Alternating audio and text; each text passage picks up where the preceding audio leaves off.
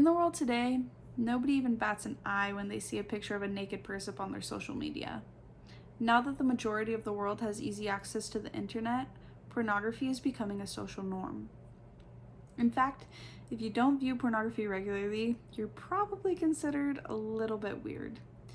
In the past, pornography was a lot less common because, for one, it was very frowned upon, and two, it was way more difficult to find. If someone wanted to see an explicit picture, they would have to go to the store, buy a magazine with pornographic material, and then pray that they didn't run into someone they know, because that would have been pretty embarrassing.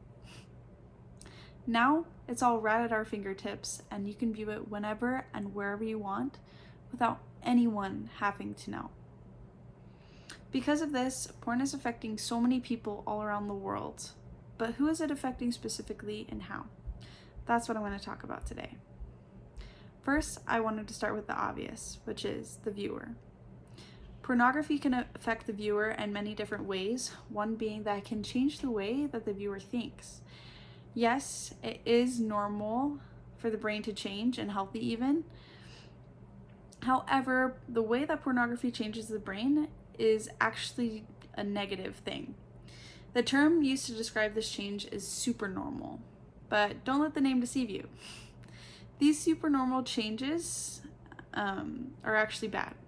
It got its name because it refers to an excessive measure of a regular thing that occurs in the brain. This brain stimulus too often makes it so people no longer are attracted to the real thing, because if something artificially overwhelms one of these stimuli on a constant basis, then their expectations will change. Inherently, these changes in the brain are going to, over time, change the viewer's behavior. Eventually, as viewing pornography becomes a more regular activity for the viewer, they begin to depend on it more and more. And not just that, eventually they'll need more obscene pornography to get the same stimulus that they had gotten before. This is called being desensitized. As we know, there are a lot of different changes that take place in the viewer's brain, but these changes in the brain also influence the viewer's behavior by intensifying the risk of sexual violence. The main reason for this is due to the violence often shown in pornography used to excite the viewers more. The violence becomes normalized, and eventually the viewers would begin to experiment on their own and try the same things out in their own sex life. Some people claim that viewing pornography can improve the quality of their sex life, but it can potentially actually make it even physically hard to have sex, and even nearly impossible for some men. There have been some cases in which men developed a condition called erectile dysfunction, or also referred to as ED, which essentially makes it so that men can either not keep an erection or even get one firm enough for sex. Porn can cause this when men have become so desensitized to sexual arousal that it results in taking a lot more to turn them on and keep them having an erection. However, the physical harm of porn may not be quite so extreme. It may only cause delayed ejaculation for some men.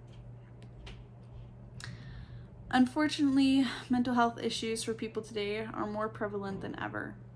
So far, there are over 85 studies that link poor mental health and emotional health to porn use. These mental health struggles vary in severity and the disorder itself. Many people experience brain fog, anxiety, depression, and even in some cases, eating disorders due to the unrealistic, fictitious image that pornography has for both men and women. Next, I wanted to talk about the viewer's family, specifically their spouse. Pornography is harmful in any relationship, especially a marriage, even when watching it together. This can even cause issues because it could make a partner, even both partners, have unrealistic expectations for each other on sexual performance and even looks, which could lead to unfaithfulness in the relationship. Viewing pornography can also impact someone's libido, as well as make it harder for them to be sexually aroused, which I kind of talked a little bit earlier. But this can cause problems in a relationship because the partner that is unable to perform sexually may start to impact their partner and make them not get the same satisfaction in their relationship. Next is their children.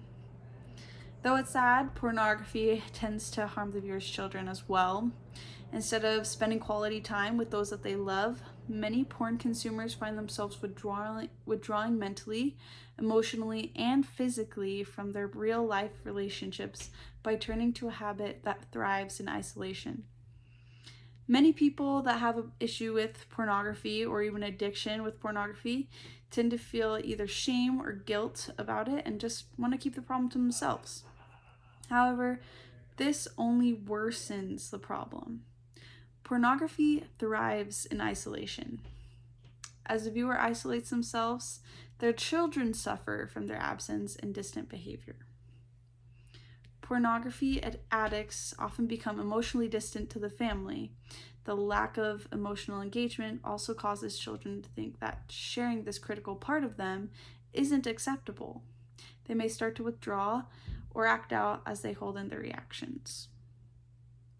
Lastly, I wanted to talk about how it's affecting our society in general. Though pornography may have a positive impact on some individuals, it is significantly hurting our society. Research shows that the porn industry and sex trafficking industry are connected to each other. Sex trafficking exploits people, including children, without consent. According to the organization Fight the New Drug, when someone is sex trafficked, there are often videos or images taken of them, and these images and videos often end up on popular sites. Then, as the demand for violent and dehumanizing content grows, the more sex traffickers can profit from that lucrative porn demand, and the more they'll exploit vulnerable people to get there. Therefore, the less demand there is for pornography, the less demand there will be for human sex trafficking. So, to wrap up, some say that porn is healthy, others say that's not. However, the facts are clear. There are far too many downsides and not nearly enough positives.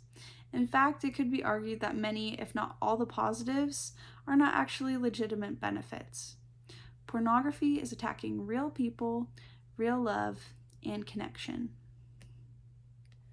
Take it from the mouth of a woman who is sex trafficked by Girls Do Porn. For privacy reasons, she does not reveal her name, but in her own words, she said, "I think so many times we crave acceptance and validation from other people, and the real issue is, do I want me? I haven't been able to really have a healthy relationship because I didn't feel good enough for anyone. I felt so broken and damaged that I ignored the red flags. I accepted false judgment because I felt broken and unworthy of love." We can see here that porn is not the answer. It's harmful to all who are involved, to the viewer's spouse and family, those being exploited, including children, and our society in general. It is our responsibility to fight for what is best for our society and our families, and fighting against the porn and sex industries is a really great start. Even just informing others about the dangers of pornography can make a huge difference and make them think twice about consuming it. And you can start to make a difference for yourself and so many others today. Thanks.